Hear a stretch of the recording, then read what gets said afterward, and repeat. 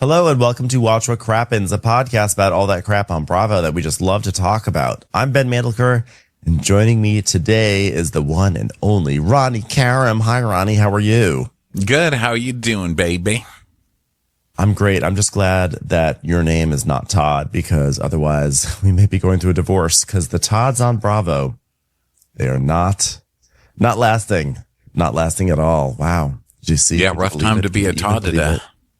Yeah, rough time to be a Todd. I have to say, I got a text from my brother a few nights ago, and he was flying through Salt Lake City. He was connecting, and he texted me. He said, "Hey, this guy is sitting behind me on the plane," and it was like a picture of Todd, like Todd, Bronwyn's Todd. And I, of course, lost my mind. I think I sent you a screenshot right away, and I was like, "Oh my god, oh my god, oh my god!" And of course, my brother had no idea really who he was. But his girlfriend recognized Todd. So he was like, yeah, there's this guy. And then like about half an hour later, my brother was like, every time he gets up to go to the bathroom, he grabs the back of my seat and uses it for leverage instead of using the armrest. He's like, I'm going to fucking kill this guy. I was like, of course, Todd is one of those people. Like, of course, Todd grabs a chair. So my brother was like, I'm just going to recline right into him. He put his chair down. I was like, you do it, Dan. I was so happy for him. But that was some great reporting from my brother in disguise.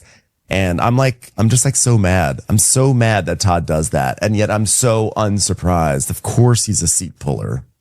Yeah, but why isn't Bronwyn sticking up for Meredith then? Because that's what Meredith did when she was shaking Brittany's chair. I'm convinced of it. Damn it. Your brother. I need more from your brother. Okay. I mean, I like that information, but I was texting you. You need to tell him to ask some questions. Like, what the hell? Are you getting divorced? Or like pass by him and see what he's looking at on his iPad. You know? I know. I was like, that's the shame of it. If Dan were sitting behind him, he could have looked at all the girls that Todd was probably flirting with, but alas. Yeah. That's the thing. And it's such a waste when non-Bravo people get in that situation, because they're like, behind a Bravo person. They text all the Bravo people, but they do nothing of worth. You know, like, I need you to do some recon. You are there. You don't understand. This is a huge chance, sir. Like, we need to train our friends. Bravo watchers need to train our friends how to deal with situations like this. Like, I don't need a selfie of you and the person. I need you to get the dirt. Well, I think the seat pulling was a pretty damning piece of dirt, I have to say, because it really speaks volumes. I mean, it says everything about this guy, right? Like, we should have just always known that was his MO in life, is to grab onto your seat and pull you down so that way he can get up and pee somewhere. Yeah. He's probably like, if he had hair, he'd be one of those people who like luxuriated his hair over the seat back into your seat. Yeah. Mm-hmm. And I will pull those people's hair. I won't pull it with my hands, but I will put my iPad up against it very hard and be like, oh, sorry, I was home. Sorry, did that hurt? I was just trying to watch my film on my seat that I paid for. You freaking hippie. Seriously. Get your stringy hair out of my seat. It's shocking that people do that. It's like, it's actually shocking that people cascade their hair down into like my seating area. And like, it can get into my drink, you know, if it's long enough. Yeah. Gross. Well, they can also get into my iPad creases. There are no creases. I'll close the iPad cover on it. That's what I'll do. The magnetic cover. And then just like, putting it in my backpack. Yeah. Sorry. Does that hurt? Wash your hair. I feel like I'm going to start like carrying painter's tape or something. And so that way, next time that happens, I'm just going to take some tape and tape the hair to the seat. So then when they try to get up, they're like, well, that's assault. So see, you have to do things in a tricky way because you can't assault somebody. But my iPad didn't know. I mean, I was just resting my iPad. You see, you have to be tricky about it. What if I attach the tape in those little tape loops, or get some double-sided tape, attach it to the seat first? And then when they cascade their hair down, their hair attaches to it. And then that's not assault. They assaulted the tape. It just started on fire. How about that? How about I still can bring a lighter on the plane? All right. Anyway, the point is we're here today for Real Housewives of Beverly Hills recap. Monday at 4 p.m. Pacific time is our Amazon Live time. So we'll be doing that. Also this Monday will be our final crappy hour of the month of the year. It's going to be at 5:30 Pacific time. So join us for that. You can find links for both of those things over on our Instagram in our link in bio section. And today is, Real Housewives of Beverly Hills, season 15, episode 2. Is it episode 2? Oh shit. God, we've got a long season ahead of us. Episode 2.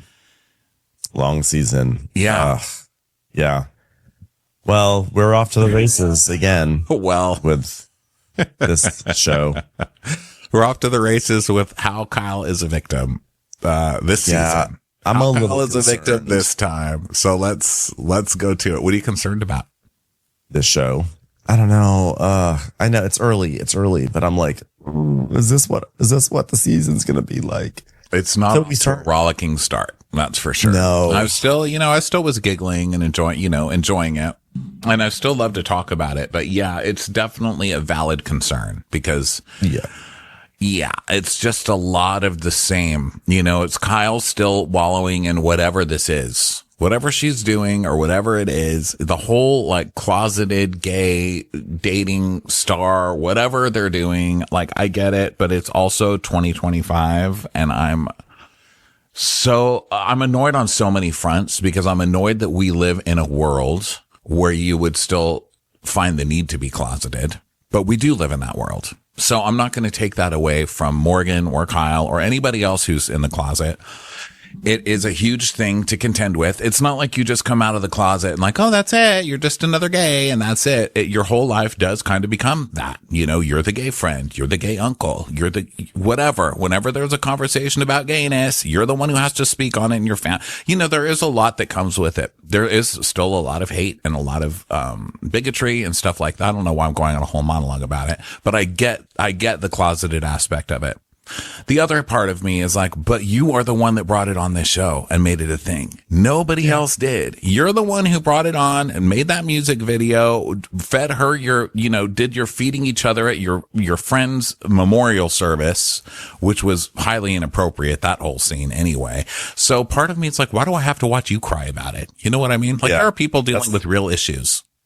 Yeah, I actually 100% agree. I kind of feel like we obviously don't have any issue with being closeted in terms of like, we understand it, right?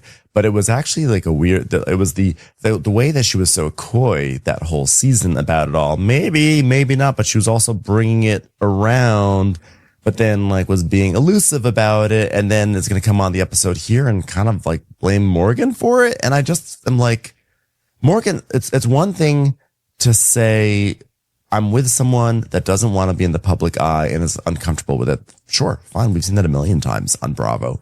But then it doesn't really explain like this feeling that we had during that season where Kyle seemed to be really enjoying the benefits of being kind of like in this, what at that time felt like a queer adjacent space. But then like not actually being part of it. I don't know. It was a, I don't know if her explanation today fully like lets her off the hook. I appreciate her. I appreciate her for finally addressing it in that way, but also like you can't blame it all on Morgan, Yeah. Well, I mean, the whole thing is just a little, and also like you can't do this whole thing about Morgan and then come on screen dressed exactly like Morgan. Like, did you notice that look when she was in the tie? Hold on. I got a picture. You mean Lisa Vanderpump? Well, she's like going, I think, full on gay girl, right? She's like lesbian. I actually really like that. I think gay women were doing that before Lisa Vanderpump, but no, but just in the if it was a pussy bow, in the long timeline. In the long timeline of Kyle taking from Lisa Vanderpump, here's another moment. However, I actually thought it looked really good on Kyle. It does look really good, but my point is that she shows up like, she steals everyone's look. She comes on dressed like Lisa Vanderpump all the time, like you just mentioned. She's like a copier, and she came on with this woman's hair and her look. Oh, wow. The first picture when I looked it up. Like, look at that. That's the same hair even. I mean, the color is different because Kyle has a different color hair. But I was like, okay, so now you're going to cosplay as Morgan while you tell us all not to talk about Morgan. Like, give me a fucking break, Kyle. There's only so much I can take, and I know that it goes close to being insensitive to people who, listen, I'm a gay person. I support gay men and women and everybody. I support my whole community. Okay. But there comes a point where it's like, okay, but you're also baiting us at the same time. So you need to kind of pick a lane here, lady. Mm-hmm. Well, the good news is I am glad that she has picked her lane finally. And she's, and she is being more open and honest about it. But is she though? Yeah, now she's saying they're broken up, but I don't know that are they broken up? Like, I just don't believe Kyle. I don't believe anything Kyle says. I don't know. I think there's a difference between wanting to respect your partner's privacy and also like you can still be honest with with yourself. At the same time, I do appreciate like if you are on this journey and you're not quite comfortable, like with yourself on it, etc. But sort of like you said, she kind of brought it onto the show. She was, before there was Mauricio, in the of like every single hotel lobby in Los Angeles, there was Kyle and Morgan at like every single gas stop. That's the other thing. That's the other thing, because it's not only the gay thing, it's the whole Mauricio thing as well. It's like you're the one who was kind of cheating on your husband with this lady publicly and bringing that. I mean, so then why am I crying for you at the same time? It's just basically a Kyle conundrum. You know what I mean? And it's mixed up with homosexuality and all this other stuff. But on the whole, the issue is Kyle. It's not the gayness. It's not the closetedness. It's the Kyle choosing to share things or not share things and lying about things and misrepresenting things while she's lecturing everybody else and screaming at everybody else open and honest and this and that, which she mentions today. Like, I'm the one who's always saying open and honest, but I just can't in this situation because I respect the gay community. It's like, okay, but stop bringing it in front of my face then, I guess for me, what is frustrating is that she really has literally run people off the show for not being quote unquote open and honest. Right. And here she suddenly was willing to see shades of gray of what open and honest could suddenly mean. When, I always go back to the Denise and Brandy thing. She really invoked a lot of gay panic in that entire storyline and sent Denise, running. Denise is the master of her own choices, right? But ultimately, like, it was a little bit of a witch hunt and sort of whipped everyone up into a frenzy about that.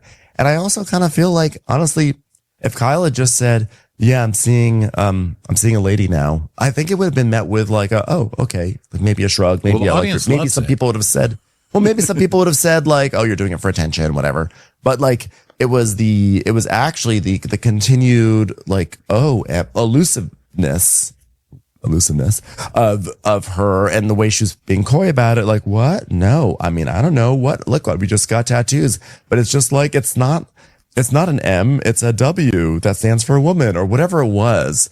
And, I think that's what's like very frustrating. It is the hypocrisy of Kyle and the way she treats other people who try to similarly protect their peace and protect their partners. And then the way she was so, was clutching her pearls that anyone would, ask her questions, and got to the point where she actually told the entire cast, you're not allowed to even invoke her name, which was all of last season. And then we have to. Yeah. Sorry, go ahead. No, and then we're supposed to like praise her for finally being open, honest. It's kind of like, well, I don't know. Yeah, I think she could have avoided this by saying, listen, my husband has put me through all kinds of shit over the years, and because we still don't even know what happened there. Did he cheat? Did he not cheat? She insinuates things, but we never know. So, okay. So my husband treated me in a way I didn't like. We're separating. I'm exploring my sexuality. I'm dating people, but it's no one serious yet, and I'm not ready to talk about it. The end. But instead it became this whole, how dare you even ask me? You're not allowed to ask people in the gay community and blah, blah, blah, blah, blah. And she made it about that. And that's what's starting to piss me off, because the people in the gay community have enough shit to deal with without you using it for fodder and for, attention. It's annoying. It's annoying. But granted, I'm annoyed by Kyle anyway. So yeah, I also have to admit that comes from a deeply rooted 12-year long or 11-year long, because I loved our first season, kind of TV grudge, a parasocial grudge. So, right. Again, despite my complaints, I am appreciative that she has now gotten to a place where she can be like, okay, this is the situation. But she still can't even, if I remember correctly, and we'll see when we get through the notes, I don't think she's even able to state that it was a woman she was in a relationship with. I think No, she doesn't use any pronouns. She keeps on saying this person, this person, this person. So she's still being really vague. And I guess that's what's so frustrating about me. I know she in her mind is like, I'm being protective, but actually you're just once again then obfuscating a situation. And it's like, it can be frustrating. It can be frustrating when she is the one who carries this banner.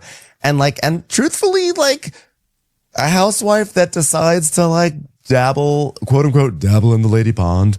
I mean, this is not new territory for us. Okay. Kim Zolciak dated DJ What's Her Face years and years ago. So like, you know, we don't have to be coddled in this situation. Yeah. Yeah. Okay. Well, there's that. I think I've got like a popcorn kernel stuck somewhere in my mouth, but I can't find it. So it's probably Kyle's fault. Damn it. I know it's here somewhere. I'm sorry, everybody. It's time for a commercial. It's time for a Crappens commercial. Let's start at the beginning. I'm sure we'll have a whole year to bitch about this. But also, Kyle's not the only one. Erica's dating somebody. She hasn't brought him on yet. I think she'll bring him on later. Did they show him on screen at one point? Maybe in the preview or something. I got it, by the way. So people, it's not like it's new on this show that people don't want to share, you know, but as a whole, it's getting kind of annoying. It's like you're asking us to watch a show for the 12th year, but then you're giving us a laundry reasons of shit you're not going to share and like sad excuses why you're not going to share them. Stop it. Open and honest. All right, let's get into it, shall we? We open at Rachel's house. She's talking to Caius because I think the other one maybe doesn't want to be on screen. It's all Caius all the time. So I only want Caius my is son there, who has thankfully the most not eating bowels. any kind of cereal. Yeah, he's not. No, thankfully the mouth, nothing is flowing out of this mouth. Nothing is spraying everywhere. Caius has to go to camp. He has to go to camp. He's going to go away at a sleepaway camp. So it's like bananas where Caius has to go. Yeah, so Bose comes in and we get the usual, you're gorgeous. No, you're gorgeous. No, you're gorgeous. And she's like, I love Bose's energy. I love her positivity. I love her fucking fearlessness. We're such an odd pairing in like so many ways. Cause like we are like so opposite in like the way we approach things. Like she's scared of nothing and I'm like scared of like literally everything. Like it's bananas. I'm like scared. Like when I say I die, it's cause I'm afraid of dying. I have a real fear of hurting someone's feelings, which does hurt me sometimes. Like, cause you know, like, cause I should hurt people's feelings sometimes, like including my ex. So they're catching up and this is so funny to me. But Bose goes, so how's life? And she goes, paralyzing. It's like paralyzing sometimes. But also it's refreshing because like I make decisions now and I don't need to wait for some man to make decisions for me. Like, I mean, this is wild. It's like literally wild. I literally died telling you that, but like paralyzed. By the way, could you feed me with a straw? Like it's hard. It's hard. Lift my wrist. I was like living in an anxious state with like shields up all the time. I don't have walls. Walls are like, so 2009, I have shields to a point where like, I feel like I was walking on eggshells about things that like were like, can you put like my carry-on in the overhead? Like, you know, things like that. And like, I can't lift it. And I felt like I was being annoying because it was like fucking Jekyll and Hyde. Look, honey, here we are on a plane. No, I don't have to put your fucking suitcase in the carry-on again. All right, let's just have a nice ride together. I just love her version of Jekyll and Hyde. 1 minute he's okay with putting my suitcase in the carry-on slot, and the next minute he's not. Like, who even are you right now? You know what I mean? But I can also totally imagine Raj being super pissy about carry-on. I can imagine being like, Rach, you always pack so much. I can see him being a real dick about it. So Bo's like, speaking of that, I thought it was interesting when we started having the conversation about the photos that have been circling and all that. And I don't know that I got your opinion, but like, if I saw your ex in the press kissing somebody, how would you feel about that? Or if you saw your ex, even worse. And she says, well, I did. And Bose is like, ah! Yeah. I love Bose's level of shock at everything in this episode. She's like, yeah, it's funny because like no one really cared. It came out in the Daily Mail and it was like really funny because like people like saw it and were like, oh, cool. But they weren't like, oh, wow. They were just like, oh, cool. So they just like moved on. So it was like weird, but it was like cool. Yeah. And please remember that I have kids that are 14 and 11. Okay. And for me, a lot of it is like, I mean, are you okay? Are you unwell? Like, what the fuck are you thinking about? I mean, I can't imagine anything more fucking indiscreet than being photographed on the sidewalks of Los Angeles with your arm around your girlfriend that nobody even knows about. I mean, that was the thing. It's like, not only are you dating somebody, you're dating somebody non-famous in Los Angeles. That is embarrassing. Caius has to go to sleepaway camp. Yeah. Like, what about your businesses? What about your team? What about our investors? What about our companies? What about our kids? I'm like, I love that kids was at the end of that list. It's like team, businesses, team, investors, company, and like Caius. Like, what about Caius? Yeah, I don't understand their business structure, but why do investors care if your husband's dating somebody? But they don't care at all. Yeah, probably maybe not, there's a scandal. Maybe scandal could be bad for the brand. Yeah, but it's a good episode for Kyle because she's like, what about our company, our kids? I mean, hide. So she's like, yeah, but you know, like I didn't understand and it really did upset me, you know? And Kyle's like, well, I just haven't dated. When I said you were dating, she was like, no. And Poots goes, and you were like, whoa. Yeah, I was like, whoa. So by the way, like, it's okay. Like maybe she's not ready, but like ever, like, are you going to date ever? Like, what the hell? Regardless of who Kyle's seeing, the truth about the fact that you're seeing somebody or exploring other options could be a safe space for us to discuss, versus a total shutdown, and then the wall that says, no, I'm not doing anything, and then it's like, I'm sorry, are we friends or are we not? Totes. Because there's like speculation about what's going on with Kyle. Is she dating somebody? Is she not? Is she trying to get back with Mauricio? Is she not? And I think people have asked her that like question, but Kyle is out there dodging them like the damn Matrix. Bloop. So it's a damn shame Bose and Garcelle didn't get along better, or they didn't hit it off right from the start, because they would have been a good team. Because Garcelle's gone and Bose is like, okay, I will take up your mantle. Thank you very much. Mm-hmm. I will continue coming after Kyle about who she's dating. Yeah. So Bose is like, that's why I'm just like, look, if we don't want to break that barrier, that's fine with me. But let me know so I can spend my energy elsewhere. Totes. That was so good. So now we go to Mauricio's house. Kyle shows up and he's got this like, you know, mid-century house up in the hills and everything. And she's like, wow, this is like beautiful. Like you acted like you're living in the slums. He's like, nah, I never said I was like living in the slums. Just like, I just have like just a tiny little, you know, starter house. That's it. Just this, you know, $4 million house. It's basically like a shack. That's it. Oh, why do you think I need so many towels? Why are you bringing me like 8 more towels, Kyle? She's like, by the way, these towels are for our daughters, not for any of the skanky hoes that I've seen you with. Okay. So they had agreed that he was going to lease a place for 6 months and then they would have a discussion about their relationship after, but he went straight from that place and then leased a house without even talking to Kyle. So what the hell? She's like, we didn't even have the conversation about potentially fixing up things in the future. Kyle's like, that was supposed to be my storyline this season. Hello. You've been pretty steadily dating somebody for a while. This is the other thing that's making me crazy. Like, you've been dating someone for a while. Why is it like poor sad Kyle, who might have had a chance to put it back together with Mauricio? I don't get it. Yeah. So Kyle's like, did the girls tease you about the photos that came out? Just kidding. I already know what they said. I could just say it though. Mauricio's like, yeah, there was like a little bit of teasing. I mean, they told me that I'm in my host age. Yeah, that was so funny. The host age, 6'7", am I right? Sorry, it's just what the kids say. Okay, well, this place looks like it's on fleek. So he asks if she's gone on any dates, and she's like, like she gives him this look like, how dare you? You know I'm not going to talk about this on camera. And she's like, well, I mean, no, I mean, I'm single. And he goes, yeah, but that's why you're allowed to go on dates. And she's like, well, I haven't gone on dates. And I mean, I would not be in a situation like you. Sorry to say. And he's like, you never know. You know, you get it going on. You got the passion, the whole thing. Wow. She's like, yeah, shut up. Like, shut up. Yeah, but like, when you're saying that, like, you're also referencing yourself. And I just like, don't need to hear that, Mauricio. He's like, okay, fair enough.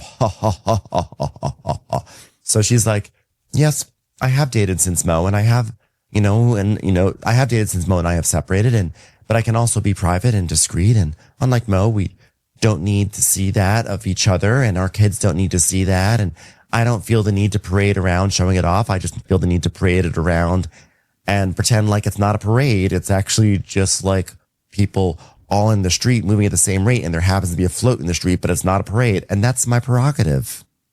Yeah, I mean, I think when you separate, you're allowed to see other people. I'm not really getting this. I mean, I know she is saying that too. She just doesn't want to see it in the press. But I mean, you're famous. I mean, you also call them all the time. So Mauricio's like, so how are you? And she says, she had the girls over for a party, and Dorit was talking about how she was really mad about about the PK photos, and that she basically blamed it on Mauricio because PK was inspired by Mauricio's photos. And he's like, well, that sounds like so ludicrous to me. And she's like, yeah, but like, she seems like angry. At him? No, no, Mauricio. She's angry at UPS. Of course at him. Like, and he's like, well, that's the vibe I get from her, but like, he's not angry at all, you know? Well, yeah, of course he's not. Because he's banging randos at the ballet stand. He's the one that left her and has been banging randos and just left home and doesn't have to take care of kids or do fucking anything. Of course he's not mad. Why would he be? Yeah. He gets everything. Yeah, he's like, oh, yeah, like based on my perception, she's got a little bit of a fantasy of what the reality actually is, you know? So now we go to Erica. What does that mean? Oh, she's got a little bit of a fantasy of what the reality is. Stop speaking in Kyle, sir. What does that sentence even mean? He's saying that she's deluded. That's what he's saying. He's saying that she has like her own version of reality. He's trying to be very polite about saying like she's cuckoo for coconuts. That's what he said, because he's taking up for the guy. So now, Erica and Sutton go to a spa, and it's hilarious because this spa is just like right on Melrose Avenue. It's like right next to Lala's, which is like, you know, cute little Argentinian restaurant that people know. People in the neighborhood know. And it's just funny because it's like not a Beverly Hills kind of restaurant or stretch. And I just was shocked that they did not capture Sutton like getting out of her Uber and be like, oh dear, this is Melrose Avenue. Okay, am I going to be safe here? Oh, there's a man on a skateboard. Okay, run. Everyone get inside, lock the doors. Man on a skateboard. Well, she did look highly uncomfortable coming in there. She did not look comfortable. She was like looking around like, where the fuck are we? Of course, this is an Erica scene. You're bringing me to, you know, Fallujah or whatever. She's just like, where even are we? They're lucky that Heather Dubrow didn't pass by after Groundling's class. Like, hello, ladies. Are you going to Lala's afterwards? Me neither. So they tell each other how cute they are, of course. And Sutton's like, well, Eric and I have been through a lot in the past few years. And, you know, she's invited me for a spa day. So it's just me and Erica. I am expecting just a hose, some white rain, but I'm here. I'm here. Erica's like, yeah, this is Erica extending an olive branch. Take it. Although it's also Erica pranking Sutton because the building next door is a restaurant called It's All About the Bread. That's not even a joke. That's really what it's called. It's a very triggering sign for us ladies on Beverly Hills. Life story. That is actually the biggest affront, is that the restaurant on the other side of this place is called It's All About the Bread. Because that's how LA is. Those are fighting words for this cast, you know? But that's also very LA. That Crunch Fitness used to be right across from the McDonald's. And whenever I first moved to LA and I was on those stair climbers, they looked out right over the McDonald's. LA is evil like that. They do shit like that on purpose. Yeah. So Erica is extending an olive branch at this place where they're going to get facials. And so she's like, did you have fun yesterday? You and Dorit got along, I noticed. And she's like, oh yeah, I just want to allow her some grace from being a crazy person. And Erica's like, yeah, I think she'd really like that. I can almost feel her energy a little bit. So much so I almost started speaking with a British accent, which was a little bit crazy. I just feel her. I feel her deep inside me. You know, I almost asked somebody for $5 yesterday for no reason. It's just so poor. This is also oh, God. I almost put $30,000 in a cart and just walked around a poor person's store until I got robbed. That's how much I was feeling her. And then called it 5 different stores every time I told the story. Anyway, those were good times. So Erica, this is a classic Erica scene where she gets together with Sutton and pretends to be Sutton's friend right before she fucks her over. It happens. It's happened like 3 or 4 seasons. And I think it's so funny that Sutton falls for it every single time. Erica does not like you. Okay. Mm-hmm. She's going to take whatever you tell her. She's going to bait you into saying something and then she's going to turn on you. You dummy. So Sutton talks about how she went through her divorce. She was just surprised at every turn. And yet I was a mother still maintaining that kind of stability at home. So I want to be more open-minded and open-hearted with Dorit because I know that she's going through a really tough time and she's doing it in just poverty. So, I know that you're over everything with Tom, right? Right? She's like, oh no, I'm not over that. I'm just heartbroken. It fucking sucks knowing that the person that I'm being married to for that long and see them on the courthouse and see him like that and knowing that he's gonna die in prison and he's lost his mind and oh my God, it's so heartbreaking. Yes, sweetheart, I'll have some more lotion on my face for this facial. Yes, thank you. I love this. Like, I feel so bad for him as she's just getting fully pampered in a spa. Like, it's terrible what's happening to poor Tom. It's just so heavy on any level. Well, are you gonna, say goodbye?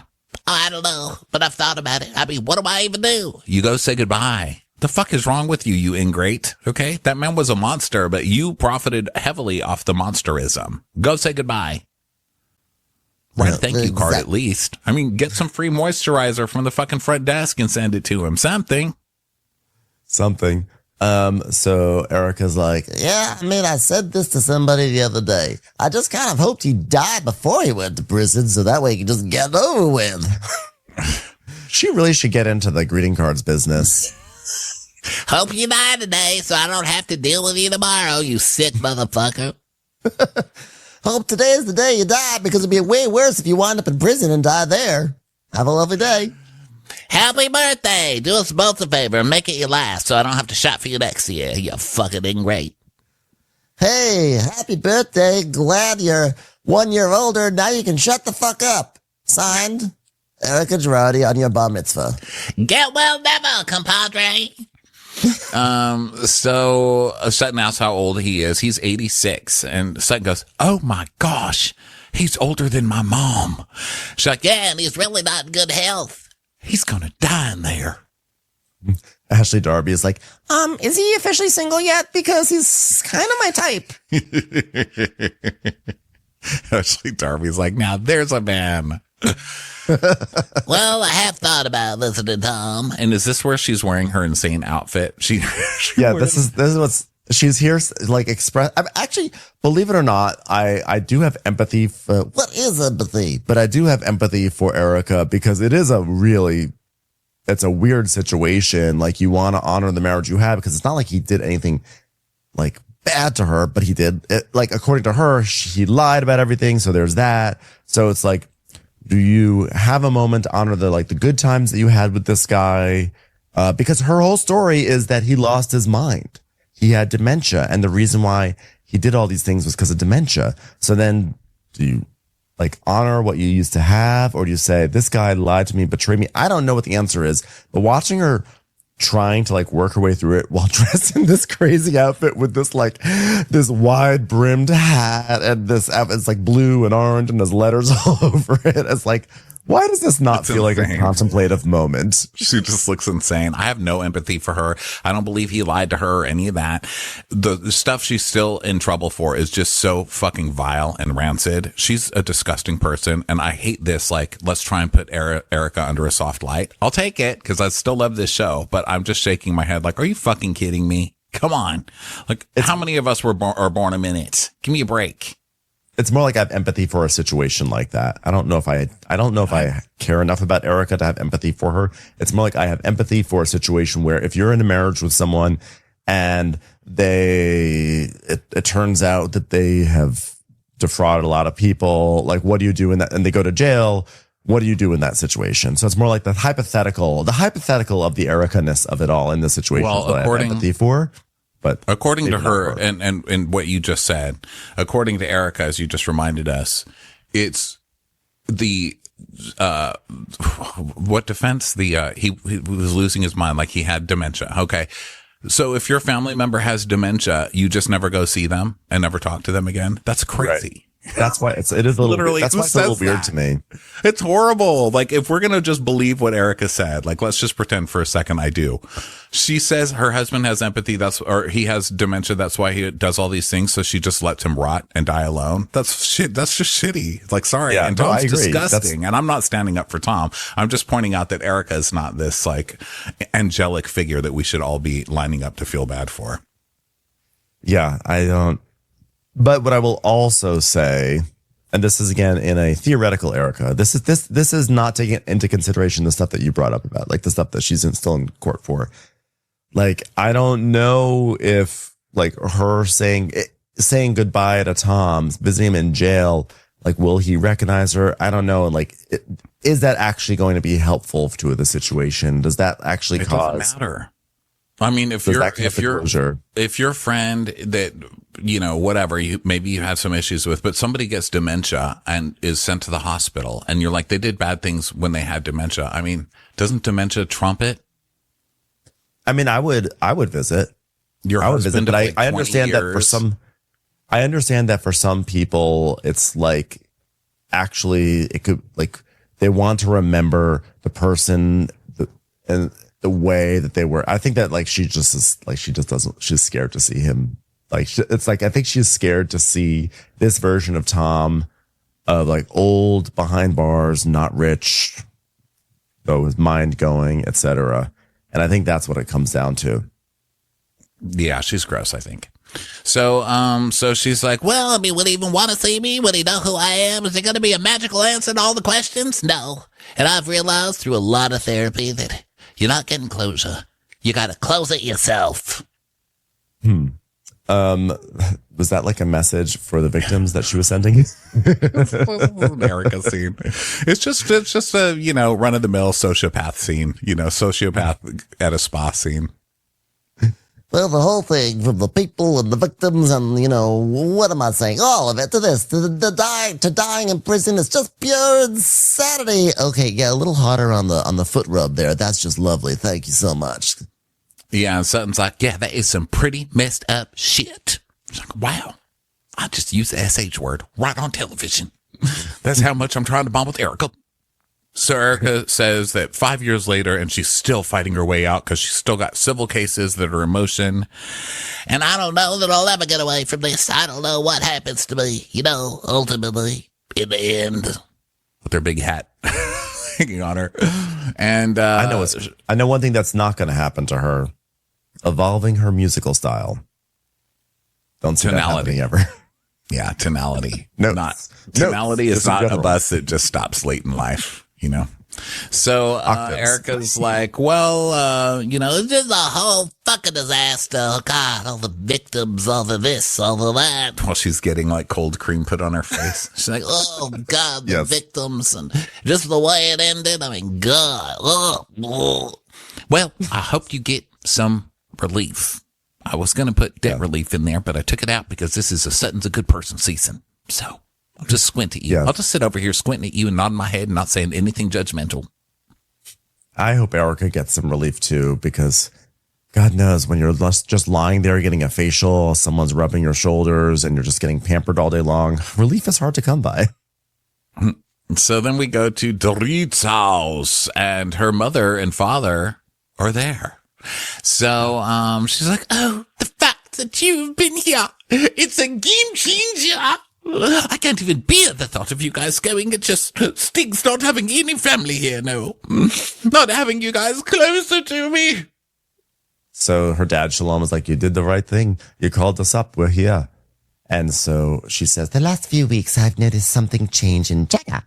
It's like he's got the weight of the world on his shoulders. And we went to a friend of mine's for dinner and she had her father there and he was regaling us with stories of when he was younger. And when he got home, Jagger burst into tears and was telling me how much he missed his Saba. And I said, well, we can get a different hummus brand. He goes, no, Grandpa. I said, oh, that's what you've been meaning all these years. Yes, sure. I held him. I held him for over an hour. As he sobbed, it took my soul right out of my heart, ripped it away. It's a big Dorit acting episode. So Rachel's like, okay, well, we're going to take them to Florida. They're going to have a great time, Dorit. Okay. So yes, to answer your question, we will take the kids to Florida. Oh, thank God. Maybe Chica will return to me after he spent some time in Florida. The mystical lands, Florida.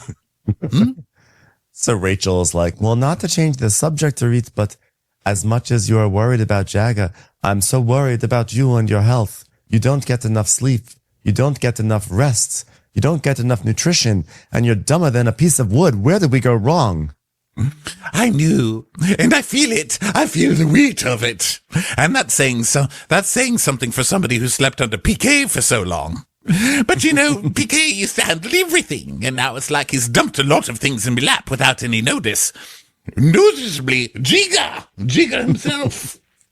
He handled everything, including other people's boobs.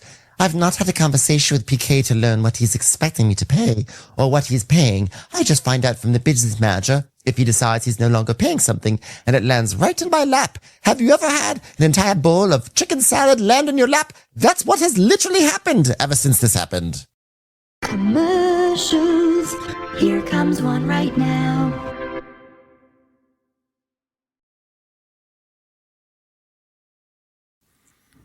Who doesn't pay for their chicken salad?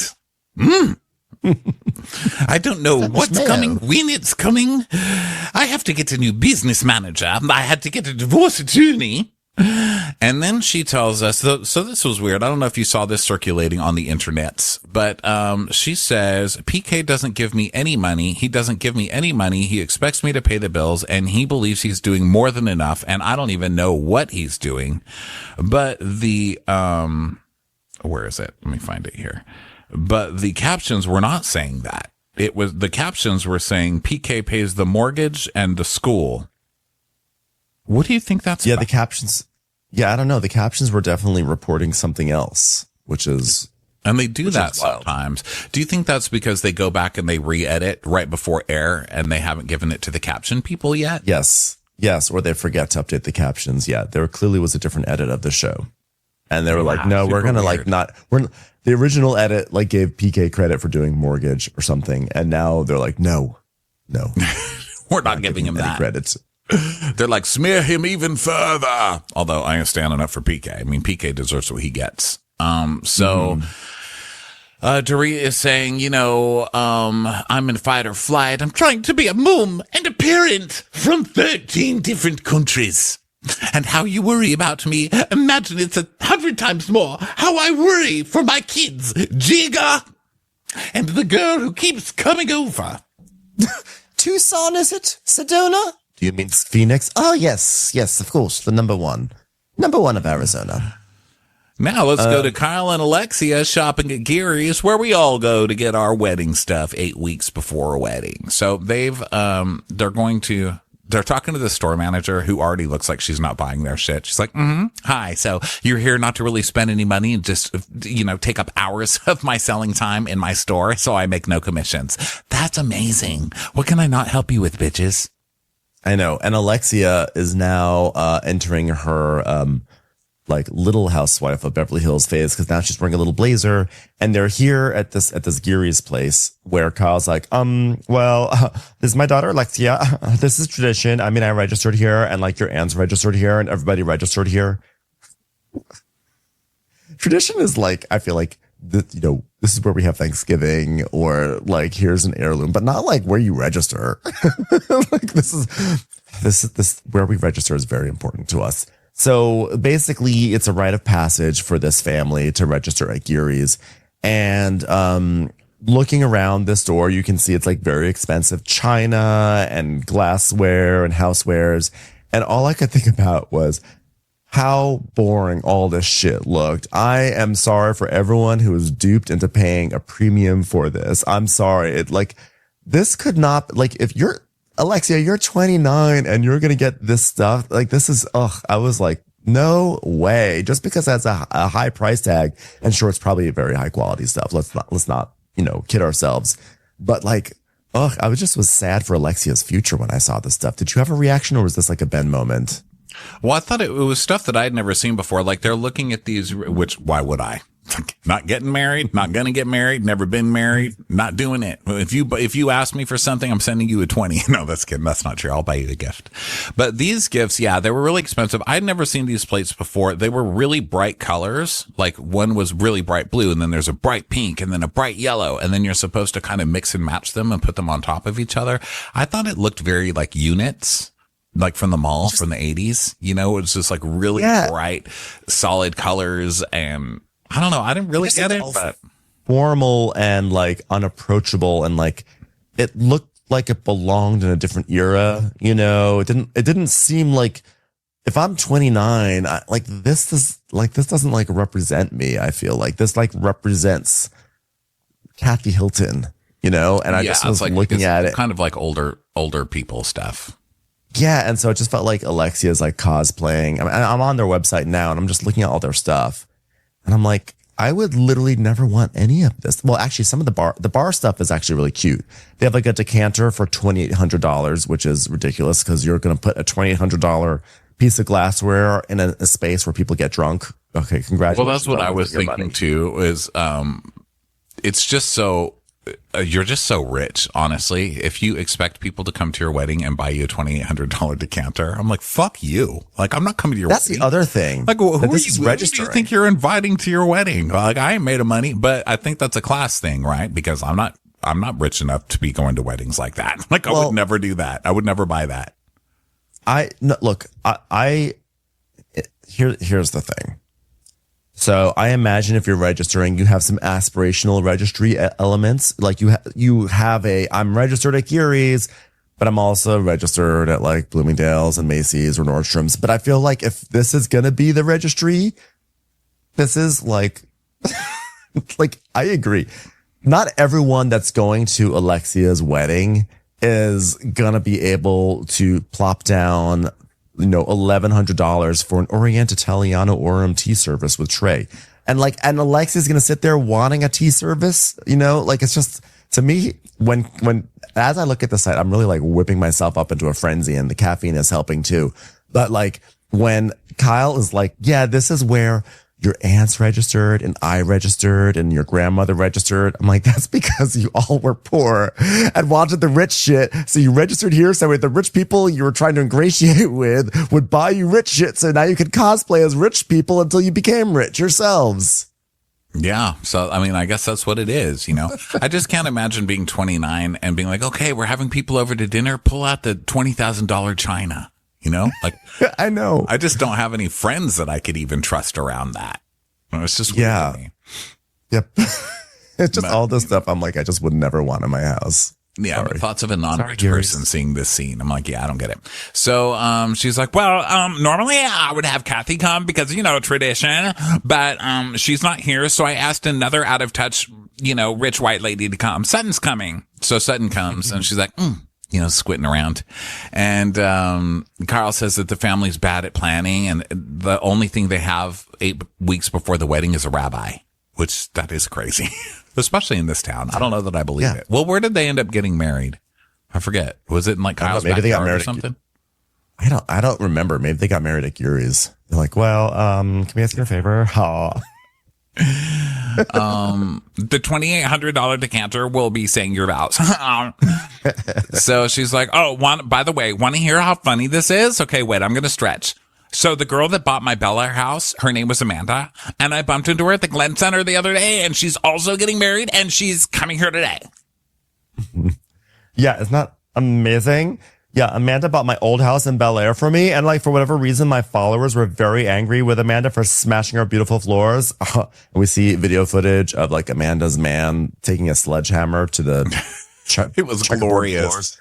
I was so happy. Glorious. And casting was like, get her on the show immediately. Because if anyone can trigger Kyle, it's someone taking a sledgehammer to the floors she copied off of Kathy Hilton. Yeah. I was happy, and the 4 people whose names they put up on screen that were like, "No, how could you do that?" We all know that those were all Finsta accounts for Kyle's daughters. Let's be honest.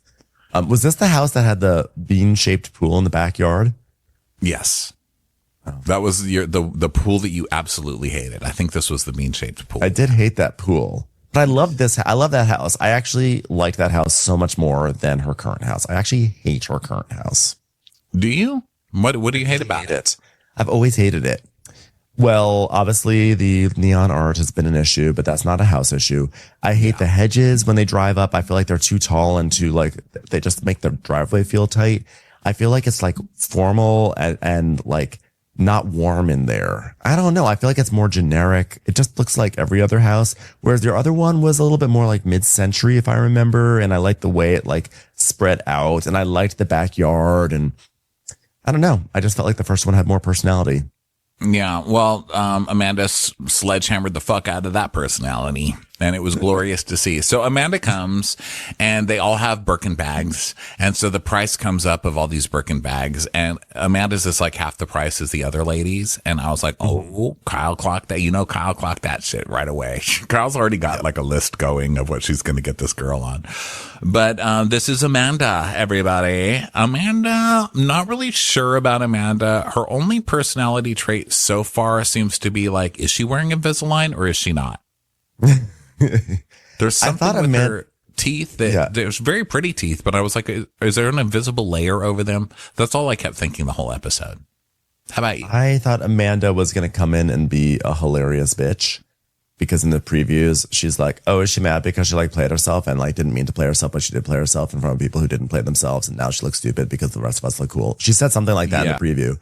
And I was like, yes, queen. And then she came in actually being a little bit more perky than I was wanting. I was like, oh, so it turns out you're like nice and perky. Okay. Yeah, I wouldn't say, I wouldn't choose the term perky. I think she seemed kind of dead inside, which I think is an okay quality in a person and a housewife. But we've already got Erica. I don't know that we can handle more than one dead inside, How about I revise it to, perky presenting? Okay. Yeah. Basic, maybe. She's very, what'd you say? Basic. Basic. She's like, look, I have money now and I carry a Birkin and, just like another blonde lady with the Birkin in Beverly Hills. She's like a CB2 and they're Gearys, which is all of them are dead on the inside. A CB2 at least is trying to be fun. Yeah, but she is bringing in fun stuff because she is sledgehammering Kyle's floors. And we know competitive Kyle is not going to like that. She's carrying a Birkin. We know competitive Kyle is not going to like that, even though Kyle won this round. And the third thing is she's also getting married. So now she's got wedding competition. So Kyle is going to hate this person. And I am here for it. Yeah. This girl deigning to have a wedding while Kyle is planning a wedding for her storyline is like a huge affront to her. So I think Kyle's just going to bring it up like 10 more times that Amanda's in her old house as like a power play. Cause she did do that to Sutton when Sutton stayed at her house. She's like, oh my God, it's so funny. Cause like Sutton is in my house right now. Isn't it funny? Cause Sutton's basically like a renter. It's like, basically she's like a street urchin, right? I mean, it's like hilarious that she's even in our group. Like, is she even allowed to be in Geary's? But she does keep saying like, she's in my house. She's in my house, guys. Yeah. She lives in my house. It's like, in this town. Oh, we didn't do the opening lines. We didn't. I actually just pulled them up. You want me to send them to you? Please do. Yeah, I can. In this town. Do that. In this town. Yeah, send them to me. Okay, I'm sending them to you right now, you little tiger. Oh, thanks for the article you sent me. How Matt Dinenman's dungeon crawler Carl became a blockbuster. My favorite. You talk about him a lot. Yeah, I want to say something while I pull up these taglines, which is that if anyone thought my rant about Geary's was like, I'm like, fuck rich shit, whatever. Like, no, I love rich shit. I love like wealthy. Are you worried nice that people shit. with stick up their ass brigade is going to come for you?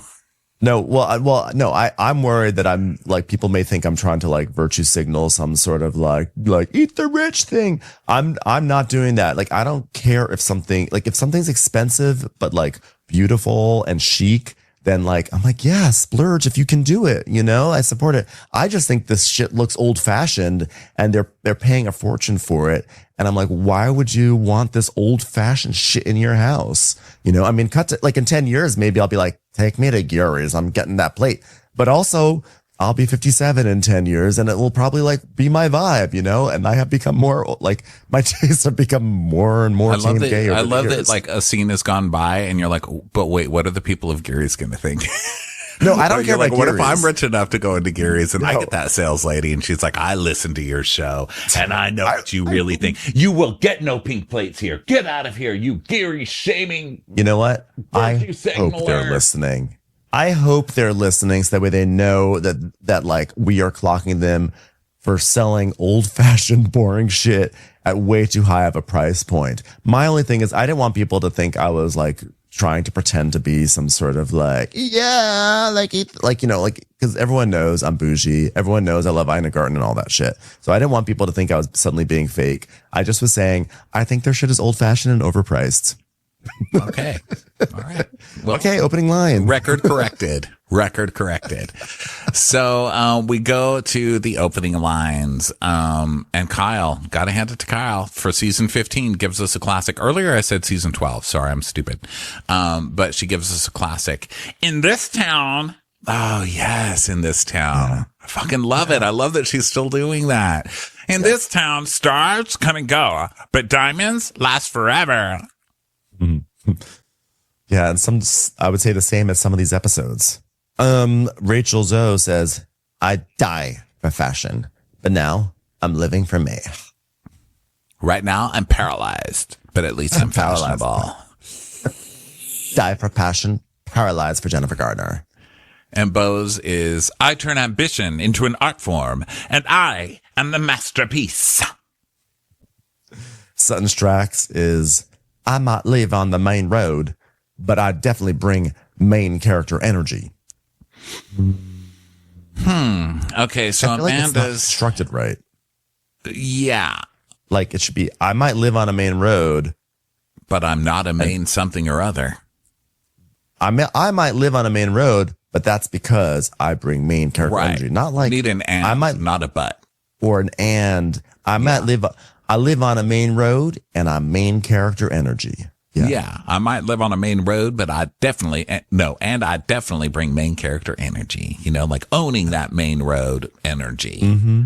Yeah. And then Amanda's is, I didn't marry into money. I manifested it. Oh God. Another fucking manifester 2 times in a week on Bravo. They're shoving it down. And it's the same producer, by the way. It's Alex Baskin over there. Are you okay? Are you going through some kind of metaphysical therapy right now? Like what is happening with you that you're putting manifestors in front of our face all of a sudden? Yeah. Go take it to Venus on Vanderpump Rules. Yeah. Here's Erica Jane. Survival isn't my story. It's my superpower. Okay. Well, be sure to add you onto the Avengers. I wish she was just like flying through the air riding on the back of some old wrinkly man while she said that.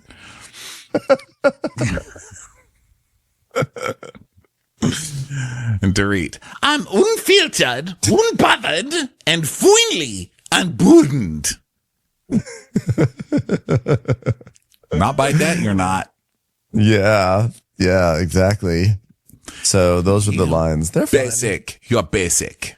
You're basic. Basic lines. Basic.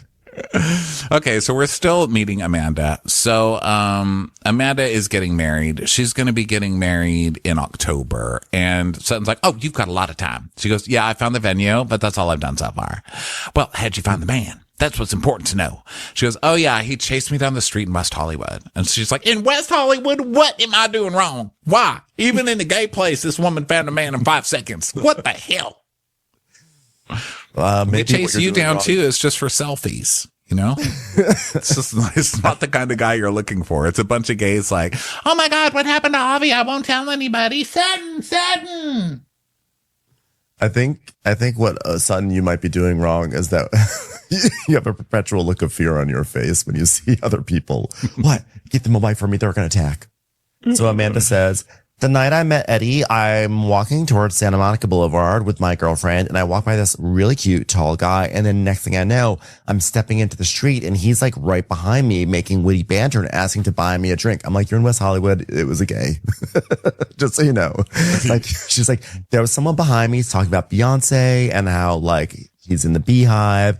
And, I turned around and I was like, what? Is this a manifestation of my dream man? Yeah. And then he found out she was rich and was like, okay. I'm in. I'm in. Can we live by West Hollywood? Because if this really is a straight guy that she's marrying, fuck off West Hollywood. Like, this is what happened to West Hollywood. You know, like Lisa Vanderpump is like, what happened to West Hollywood? This happened. Okay. Straight people finding love in 5 seconds. Okay. Well, gay people are the people supposed to find love in West Hollywood in 5 seconds. And guess how long it's supposed to last? 5 seconds. It was West Hollywood. Even straight people are having love scandals. I mean, Sandoval and Raquel making out at the Abbey. Like, that's not fair. Yeah, but they stole the Abbey from us years ago. Yeah. Yeah, it's really true. So so this guy comes out and starts like I guess ran out of a bar to go chase her down. And she was like, I remember thinking, why do I feel compelled to like put my face on yours? I just met you. I mean, from not like a slutty, horny place, just from like why do I feel like I love you with my face on your face? You know? Yeah, I just had to put my face on his face. I mean, it wasn't sluttiness. He was just so well moisturized. Like, he's gay, Amanda. You found a gay. Okay. But yeah, I really wanted to marry him because I know he respects his mother because he came out of a place called Mother Lode, which was just, it's just so sweet. He was so tall. Admittedly, once he took off his heels, he did lose about 6 inches, but still very tall. Yeah. And he says he manifested me and he's a better manifester than me. When I'm kind of known for manifesting, you know, I mean, I don't know if you know that about me, but I'm known for manifesting. This was a Michael Kors purse before I walked into the store. Okay. And, when I'm kind of like known for that, because he decided that night he was ready to meet the one. And then I like walked by him within an hour. Maybe he has like some deadly disease or I don't know. I don't know that I'd want to be with someone if they were like, I told myself today was the day I was going to find the one no matter what. And then you walked by. So you're it.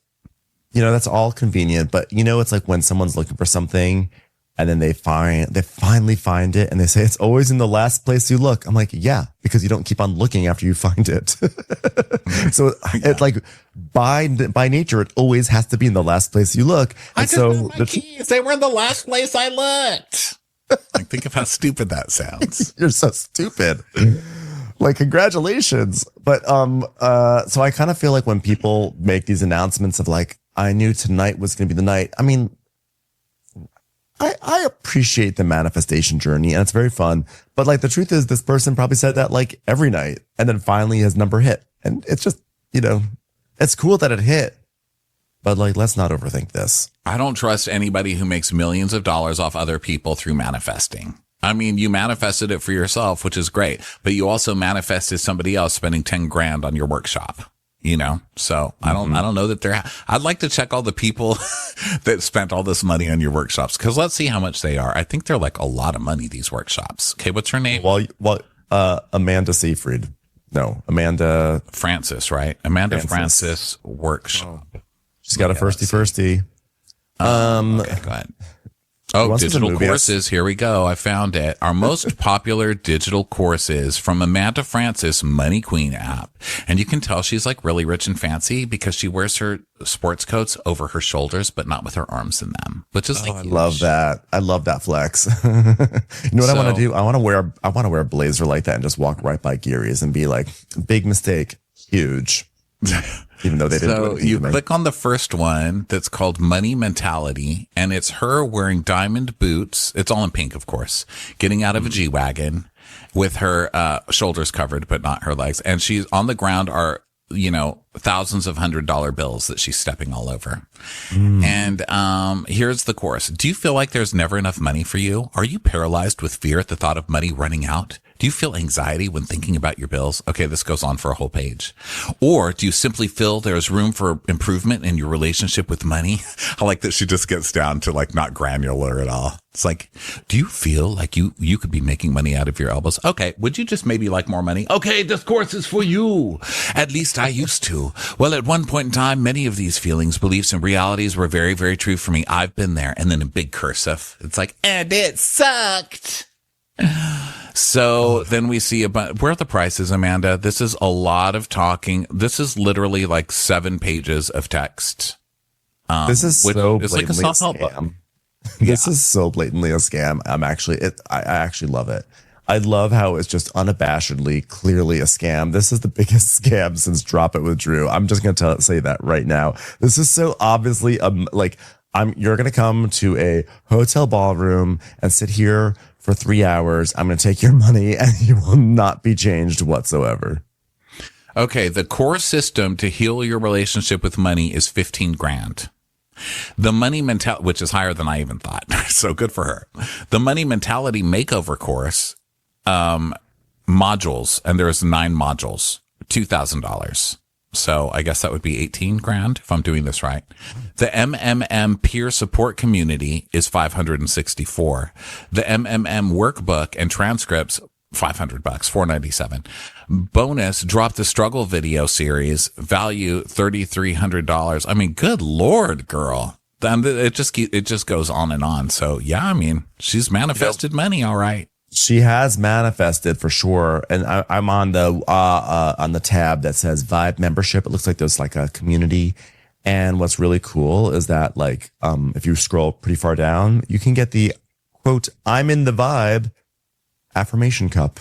I mean, I thought this was a scam, but then when I saw that you can get a cup that says I'm in the vibe, I'm like, wait a second. And the cup is one of those cups that's like shaped like an aluminum can. You know those glasses that have that? They're like, they use the can as a mold. So it's just like, guess what? I'm in the vibe of a can, but I'm a glass. Yeah, it's a vibe. And so on one side, it says I'm in the vibe. And on the back side, this is what it says on the back side of this glass. I'm reading it directly off the glass.